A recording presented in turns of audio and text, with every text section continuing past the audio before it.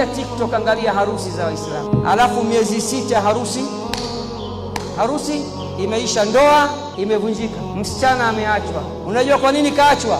Allah amekasirika siku ya harusi. Mama mtu mzima ameingia, kavaa vizuri, msichana wake amedata na amejizima data, kavaa nguo short, mapaja yanaonekana. Wanawake wa Kiislamu na utia aibu Uislamu na kututia aibu sisi Waislamu. Harusi zenu mnaingia hall, wanawake watupu, sio? Angalia mnavyovaa kwenye hall, kinguo tambaa tu, kamba, kifua yote iko wazi, mgongo wake wote uko wazi, hata haya hana, mgongo wake mchafu, watu wanamwangalia. Alafu wanaume wako, DJ ni mwanaume, alafu wanajirekodi, kichwa wazi, kifua wazi, mgongo wazi, mwili wake uko wazi. Cameraman mwanaume anamuona, picha zake zimeenea dunia nzima. Mimi najiulizaga, waume zenu wako wapi? Wazazi wenu wako wapi? Hizo picha hawazioni.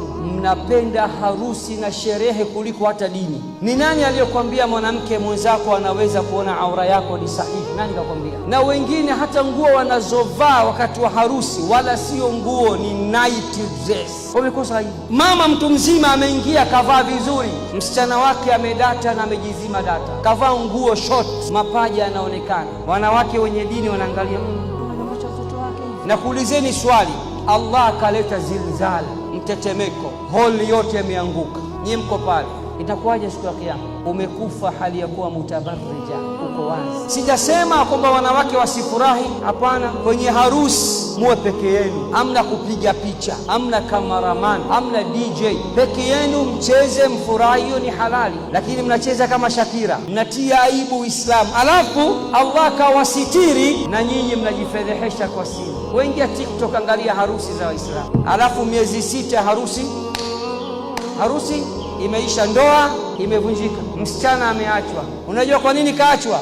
Allah amekasirika siku ya harusi. Allah hajatia baraka harusi. Kina mama mubadilike, wanawake wana neema kubwa, wanawake wana kheri. Janna, pepo Allah kaweka kwenye nyayo ya mwanamke, nyayo ya mwanaume. Aljannatu tahta aqdamin alummahat. Nyinyi ndio pepo zetu, tunawategemea. Nyinyi mkidata, mkajizima data, mkaharibikiwa, mkakosa dini, mkakosa imani, mkakosa haya, sisi tutapata pepo wanaume?